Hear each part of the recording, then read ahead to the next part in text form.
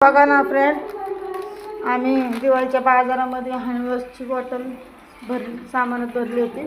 बघा मी भाकऱ्या करते इथं, तिने सगळी बॉटल हँडवॉशची वतून टाकली. बघा इतका फेस झाला आहे, पैपातून पार बाहेर आले सगळं पाणी, इतका वैताग देते.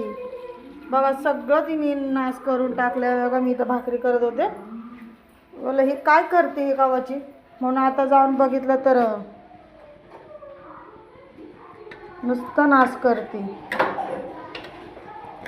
गॅस संपायला आलं, ते लाल जळतंय, भाकर बी पचत नाही लवकर, आणि इथे मटकीचं काढून टाकलं.